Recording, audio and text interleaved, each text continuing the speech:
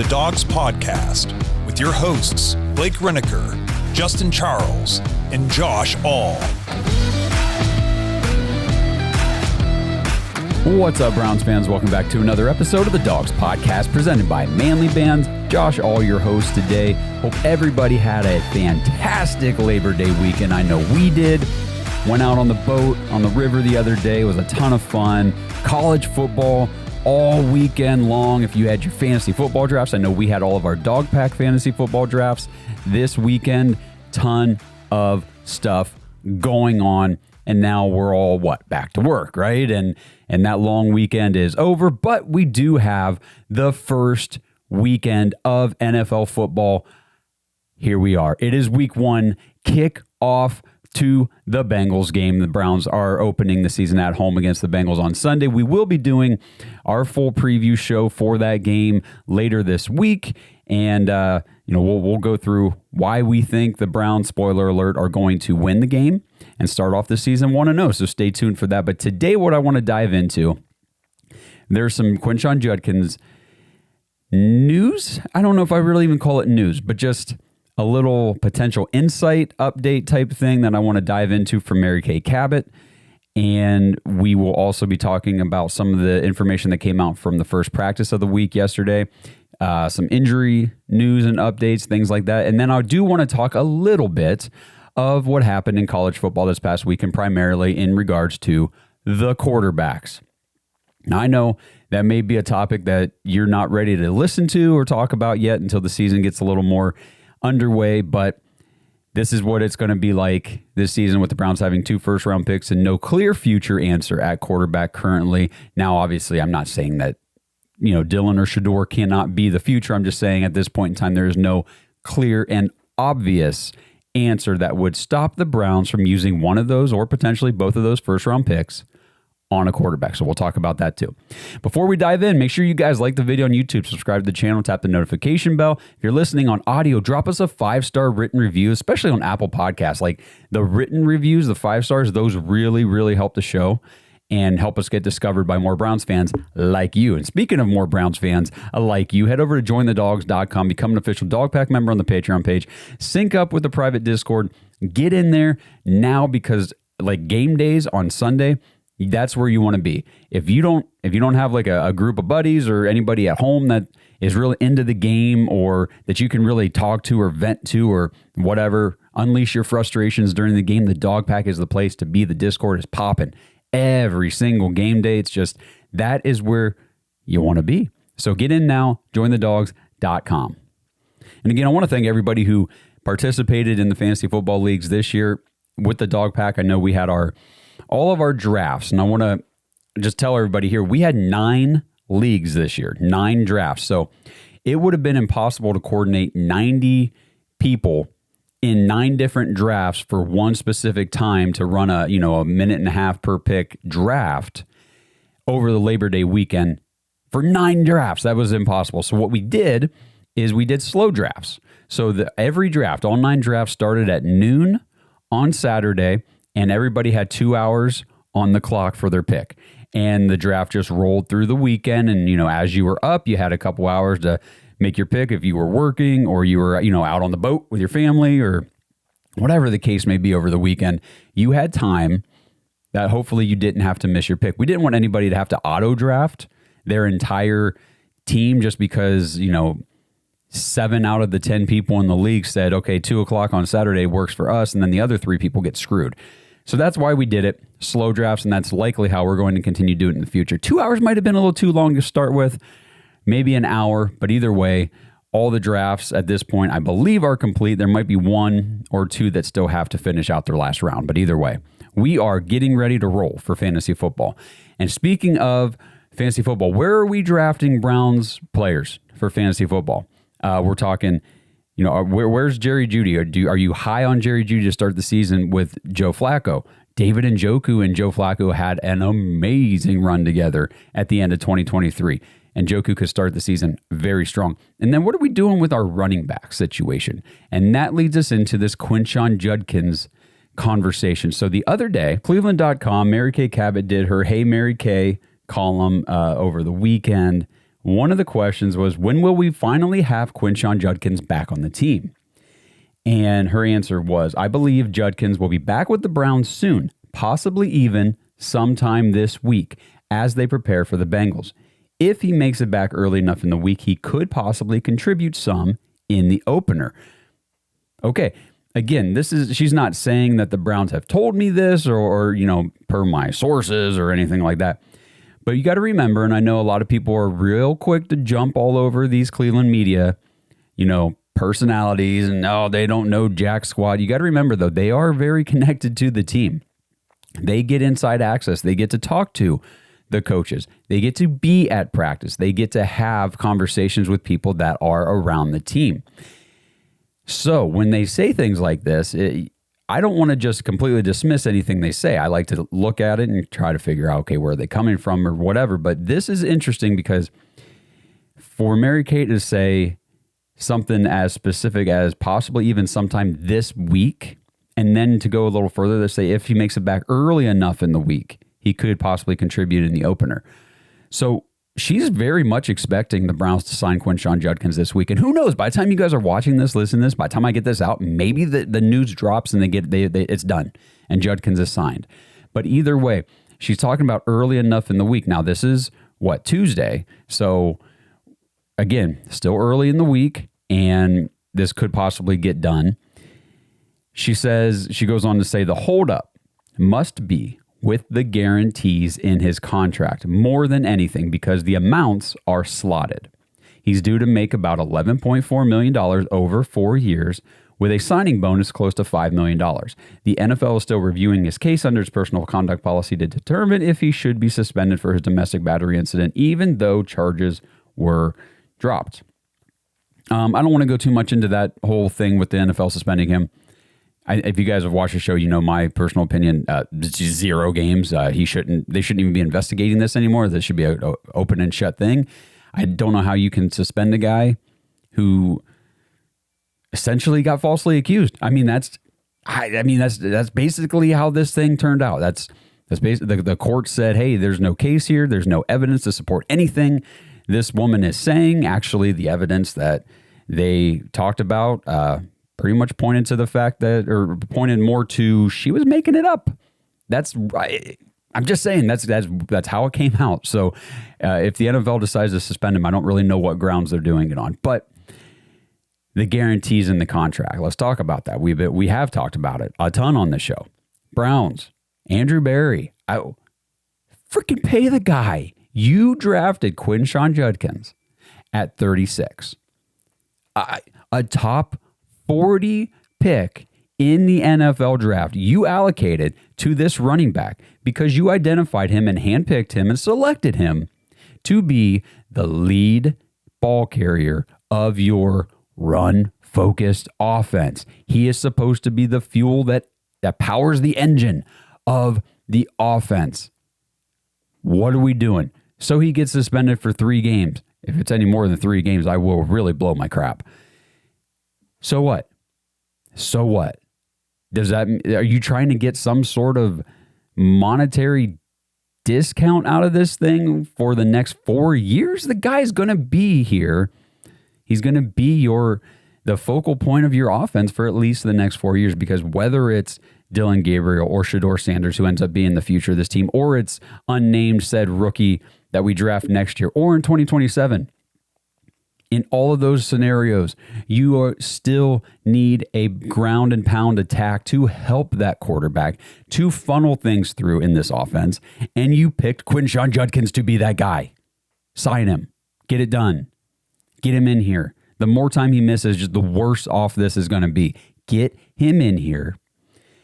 I've talked to a lot of people over the weekend. Obviously, we do a ton of family stuff on Labor Day. People keep asking my opinion. What's going on with Quinshon? All this stuff. He's the one who got in trouble, and got arrested. He shouldn't be asking for more than what, blah, blah, blah. And I just keep telling everybody, listen, if I'm Quinshon Judkins' agent, I'm going to the Browns saying, you give him the fully guaranteed contract you were going to give him. You fully guaranteed your pick 33's contract, Carson Swessinger. So pick 33 got fully guaranteed. Pick 34 in the draft got fully guaranteed. That would be Jaden Higgins from the Houston Texans. And again, I should have brought up the list of all these guys and seen what they actually ended up getting from their teams. But I know pick 38, Travion Henderson, a running back with the New England Patriots, got his contract fully guaranteed. It's kind of like the house market. Like, what is the value of the houses around me?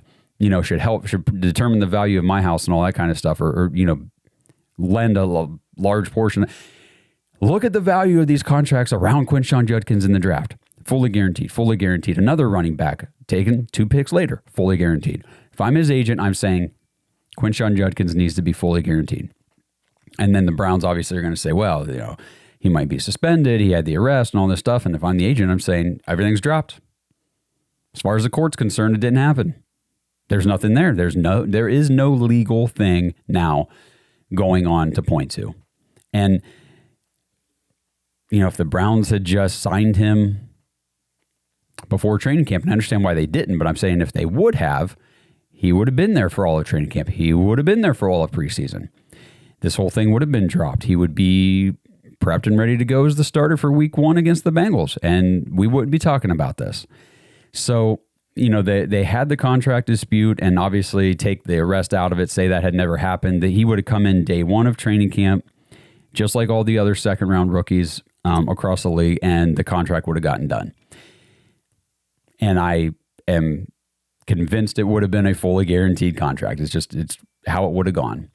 So if I'm his agent, I'm still arguing for exactly what it would have been, because everything was dropped. So get him signed, Browns. I'm sick and tired of this crap. Just get him signed. We're all tired of it. We're all just, don't let this drag into the season. And the thing with Quinshon Judkins and the Browns, this contract, the Browns historically do not let these contract disputes, at least under Andrew Berry in this current front office regime, they don't let this stuff linger and carry over into the season to be a distraction when games are being played and prepared for and all that kind of stuff. So I agree with Mary Kay. Like, I could fully well see this getting done this week. Now, if it doesn't, obviously it's going to continue being a talking point, a main point of contention, a key question that the coach and everybody are going to get asked in press conferences every single week.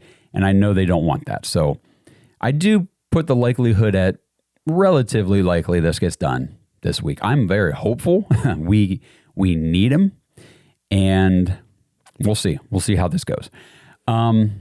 Okay, so moving into some of the stuff from the other day. Let's see. Ethan Posick practiced really good. He left the preseason game last Saturday against the Rams with a knee injury, and we really got no updates on that. It was, we'll see if, I think what was Kevin's quote? Something like, we hope he's good for the opener, something like that. So we didn't know. They obviously said they felt confident in Luke Whippler if he was asked to, fill in and start for Ethan Posick in week 1. And overall, Luke Whippler had a very good preseason. He's a guy, he lost his entire second season last year due to that broken ankle. I think it was broken. Yeah, I think it was broken ankle. Missed the whole season, all that kind of stuff, but came out of Ohio State the year before as a rookie. And in that preseason played very well. At Ohio State in college, I forget the stats. We were very excited the Browns grabbed him in, the 6th round? It was late in the draft when we got Luke Whippler. And I mean, that whole season at Ohio State, and you're going up against some decent pass rushers and defenses in the Big Ten and that kind of stuff.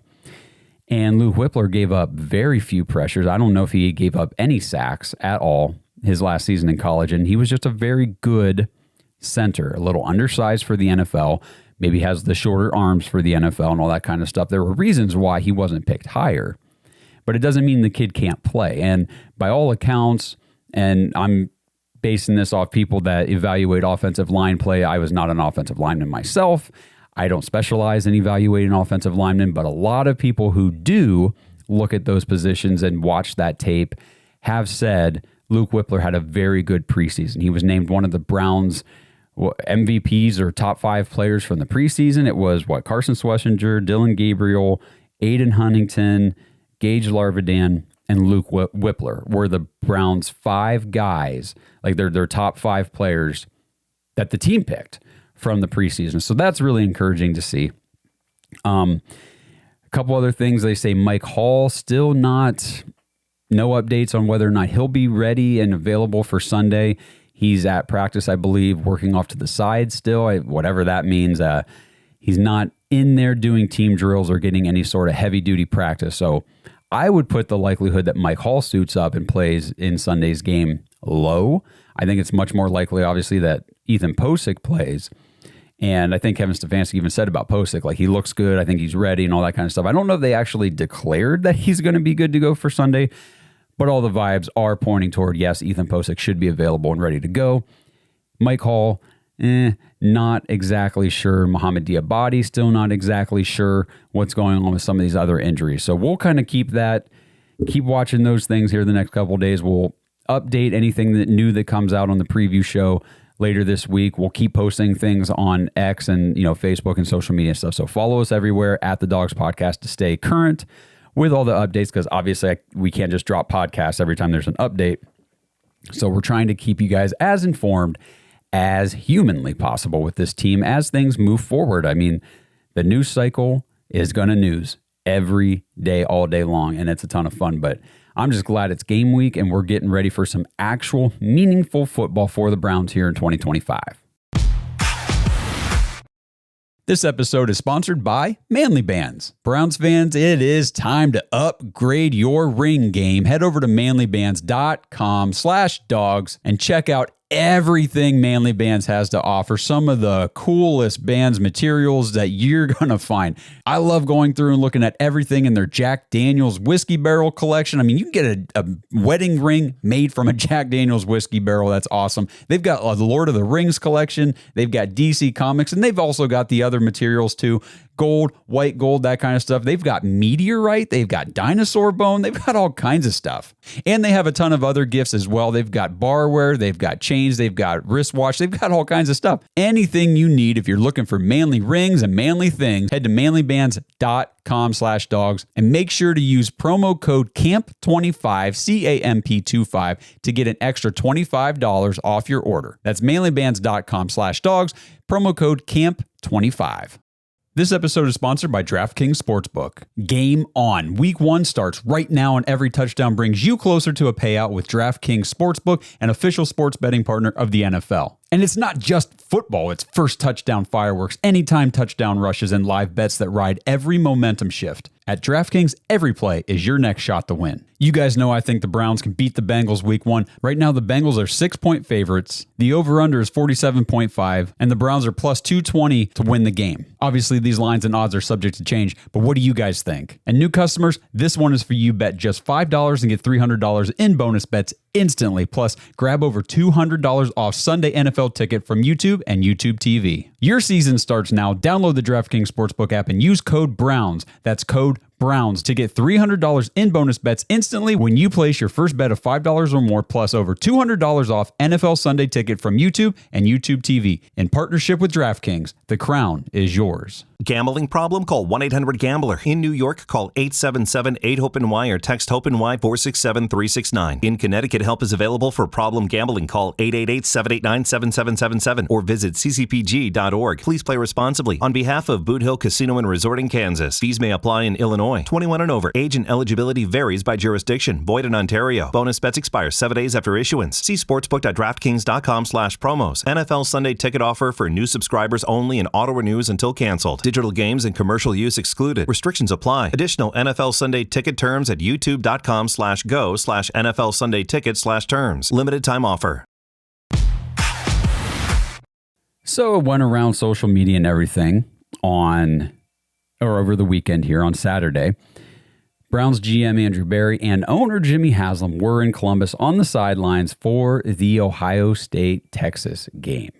The big marquee matchup to kick off the college football season. You got number 3 Ohio State hosting number 1 Texas and future Browns number 1 overall pick quarterback Arch Manning, or so everybody seems to be assuming. Now, everyone's saying, those guys are down there looking at Arch and all this stuff. Yeah, sure, they're down there to watch Arch, but they're also down there to watch all the future NFL players that will be in the 2026 draft from both of these teams. These are 2 of the top college football teams. They're going to put out top NFL talent in the draft next season. So it just makes sense. 2-hour trip from Cleveland down to Columbus. I mean, they'd be dumb not to be there scouting these guys in person because it's a great opportunity. So to kind of stick with the quarterback thing, though, I mean, Arch Manning is his first.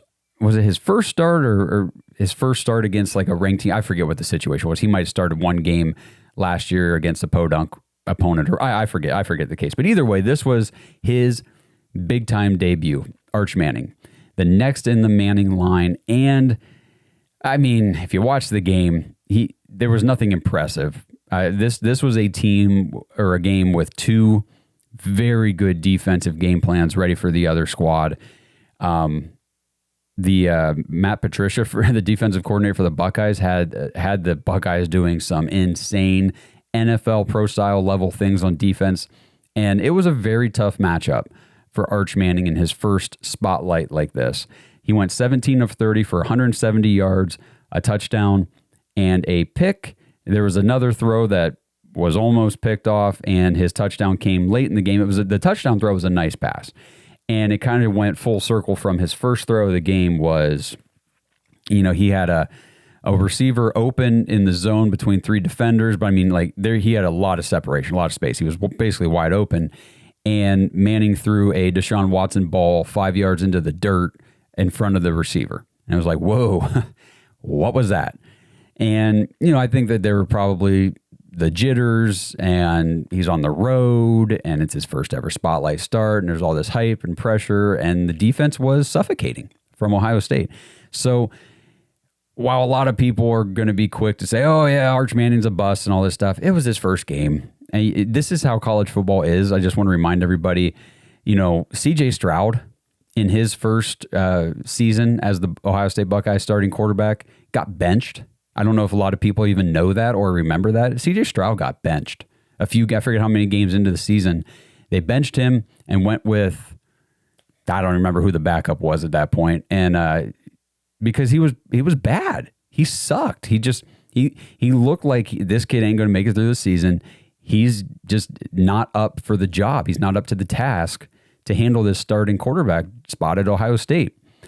By the end of that same season, CJ Stroud was in Heisman conversations and was one of the preseason Heisman candidates the following season. So things can change drastically. They always do from the kickoff of college football season to the end, much more than in the NFL for teams, because in college you've got new players at all these different positions and they are still developing, still growing. So you definitely do see the growth and progress from players from week one all the way through the end of the season. So Arch Manning, I do think he's going to obviously get better, and this is not the end all be all of his career. But as far as the way things started out, it did not start out all that pretty for Arch Manning. But if we want to talk about a few of these other college quarterbacks that the Browns could potentially be looking at in the 2026 draft, bear with me. This isn't even my favorite thing to talk about, but I do think it's important to at least mention these names and talk about this stuff as the Brown season goes on, because as the Brown season goes on, we'll get a better idea of what our team is going forward, what the quarterback situation may or may not look like, depending on how Joe Flacco plays, and if and when there's a transition to Dylan Gabriel and how he looks, and if there's a transition to Shedeur Sanders and how he looks, and all that kind of stuff. We had those 2 first-round picks next year. It is still probably the most likely outcome that we take a quarterback in the first round. Whether you like to hear that or not, whether you're like me and you already bought your Shedeur Sanders jersey and all that kind of stuff, the most likely outcome probably at this point in time is still the Browns will take a first-round quarterback. But we'll see how things go, obviously. If we end up making the playoffs and things go crazy this season and we have like the 23rd pick in the draft and the Jaguars do well and they have like the 27th pick in the draft, well, then maybe this is a different story. And that's why we got to let things play out. But if we move over to the Penn State game, they played Nevada. And so for Drew Aller, this is Drew Aller, the local Cleveland guy playing over at Penn State, had a solid performance, 22 of 26, 217 and a touchdown. I watched some of this game and I thought Drew Aller looked looked good. He's a big kid. He's got a good, strong arm and all that kind of stuff. It's just hard to. They played Nevada. It was like very much a warm-up game. This was not Ohio State playing Texas, or for Arch Manning, Texas playing Ohio State. This was Penn State getting a nice, cushy, cozy warm-up game. Drew Aller didn't even play. I don't even know. He might have got pulled in the third quarter because they were up so big. So that's just another name to keep track of is Drew. So we go Arch Manning, we go Drew Aller. The big marquee matchup between quarterbacks as far as the 2026 NFL draft goes was Saturday night between the LSU Tigers and the Clemson Tigers. Interesting matchup here. Again, this was a lot closer to like the Ohio State-Texas situation where you've got slower starting offenses to begin the year, always the case in college football. Stronger defensive performances. The LSU Tigers ended up winning 17-10 over Clemson. So you've got on the Clemson side, we'll start with Cade Klubnik because Cade Klubnik is a guy that I've seen mocked to the Browns, number 1 overall in some of these mocks, or top 5 to the Browns and things like that. We'll see how the season progresses for Cade Klubnik. I'm not taking any overarching takeaway. I'm not making any declarative statements about these guys. After one game, Cade Klubnik did not impress me in the first game. That's all I'll say. He looked erratic. He looked shaken under pressure. It did not look like the types of things that you want to see, especially in like a Kevin Stefanski offense. I wasn't impressed. 19 of 38, 230 yards, no touchdowns, an interception, took some sacks. He's a running quarterback, so he obviously had rushing yards, but he ended up with 1 total yard because obviously in college football, sacks count against your rushing total. And he looked erratic. He did not look, he didn't look very poised. On the other side of the ball, another name that we got to remember here, Garrett Nussmeier. This is a guy still being, he's in that first round quarterback conversation. He went 28 of 38, 230 yards and a touchdown, no interceptions. I thought Garrett Nussmeier looked more polished than obviously Cade Klubnik and of all the quarterbacks, except for maybe Drew Aller so far. But again, hard to evaluate against Nevada. But, can't take anything away from Aller, still looked good. Garrett Nussmeier looked okay, looked polished, looked clean, looked efficient running the offense and all that kind of stuff. Again, he had a couple like nice throws that were like, ooh, those are, might be a good NFL throw right there. But overall, not a whole lot of like super impressive performances from these quarterbacks in week 1. And again, I know I keep saying it, but that's just kind of to be expected. Offenses always start slower in college football to begin the season. I will just mention, this is a name, I don't know how much we'll talk about him this year because I believe he's a sophomore. I don't think he's draft eligible next year, so this would be more for the 2027 draft. But Dante Moore, the quarterback for Oregon, is interesting to me. I feel like, I don't know, I don't want to go too far into it because, again, I'm really just kind of starting to dive into some of these quarterbacks, but just keep that name in the back of your head, Dante Moore from Oregon, as a future prospect. Let's see, Miami beat Notre Dame the other night, 27-24. Carson Beck, the quarterback for Georgia last year, transferred to Miami. He's their quarterback this year. He's a guy I've never been very impressed or interested in Carson Beck. I'm seeing people online talk about him. Ken Carman has him as one of his top 4 quarterbacks for the Browns to be looking for in the draft next year. He went 20 of 31, 205, and 2 touchdowns. I don't know. We'll keep an eye on Carson Beck this year and see how he progresses and all that kind of stuff. I don't want to write anybody off completely just because of my priors, but my priors are just not good on Carson Beck. But all of this stuff I'm talking about, I hope you guys are dropping things in the comments and let me know how you feel, because this is all super opinionated things. If you guys felt that some of these quarterbacks had much better performances or much worse performances than what I'm alluding to here, let me know. I love talking about this kind of stuff, and I love hearing different perspectives because I am by no means an expert on looking at these college football players right now. And then the last name to talk about, obviously, Lenoris Sellers from South Carolina, 12 of 19, 209 yards, a touchdown, no picks, 13 carries, 25 yards, and a touchdown on the ground. Again, I think he had more rushing yards than this, but sacks obviously take away rushing yards from these quarterbacks. Lenore Sellers. Whew, I'll tell you what.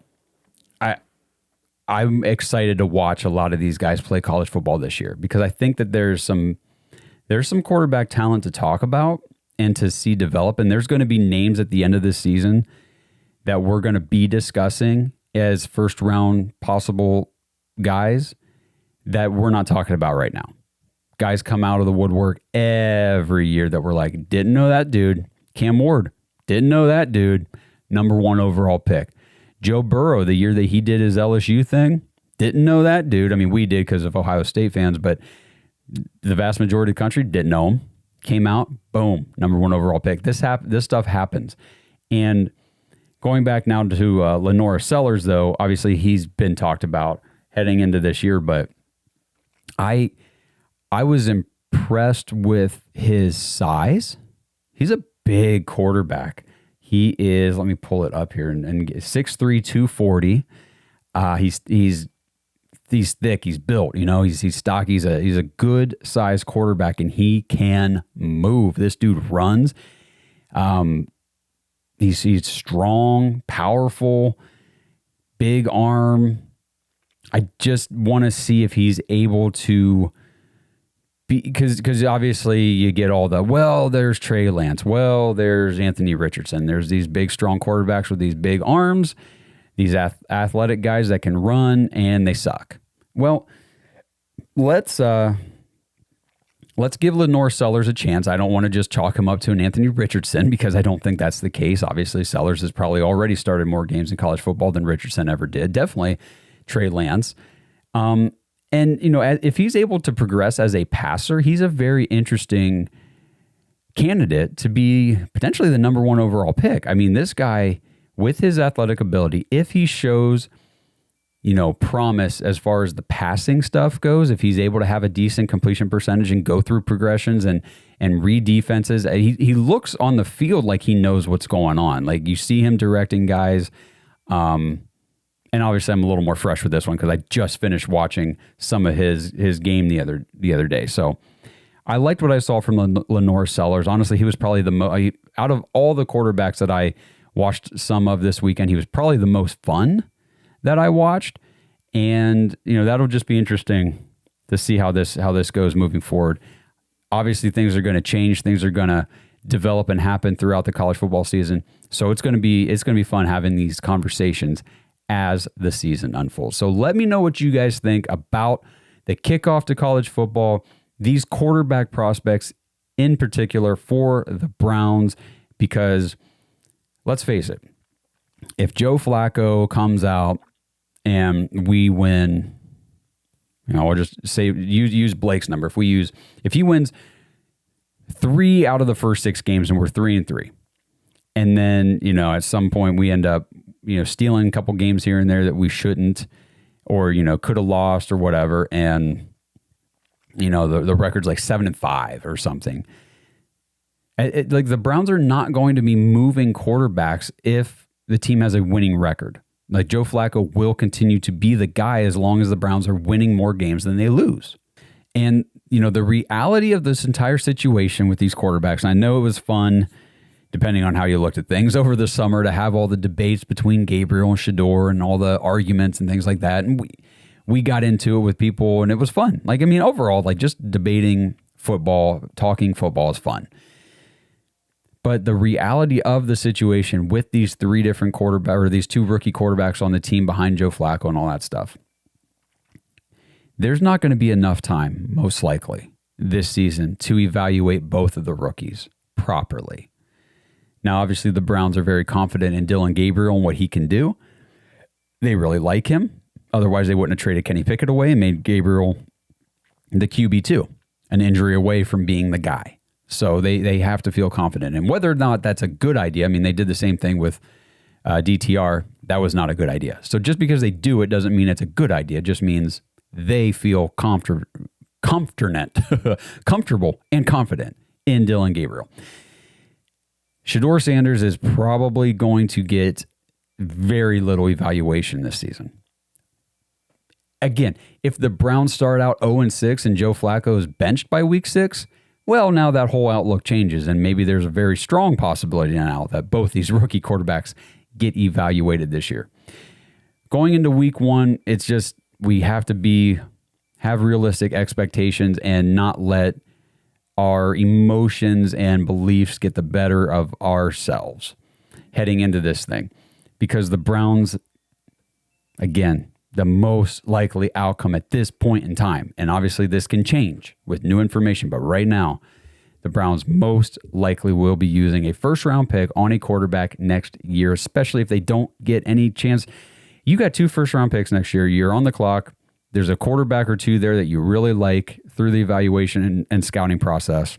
Are you really not going to pull the trigger on that quarterback just because you still think you want to evaluate Shedeur Sanders, who you took in the 5th round the year before? I know that a lot of us believe Shedeur could be that guy, but from a football business side of things, I just don't see that. I don't see them making that choice. We'll see how things go. Let me know in the comments what you guys think leading up to this game for the Bengals. Again, we're going to be doing our preview show later this week, so anything you want us to touch on, answer, if you've got questions or stuff that you want us to talk about on the show, put it in the comments. We'll go through everything, compile whatever we can to fit into the show, and that'll be out later this week. So I appreciate you guys tuning in. Let me know all your thoughts and opinions. And again, please head over to jointhedawgs.com to join the Dog Pack and get into the Discord for the game on Sunday. That's right. It is finally game week 2025 season kickoff for the Browns this Sunday against the Bengals. We'll see you guys in the preview show. Thanks for listening to another episode of the Dawgs Podcast. Make sure you subscribe on YouTube and follow us on Twitter at the Dawgs Podcast. Get your thoughts on the show at thedawgspodcast.com.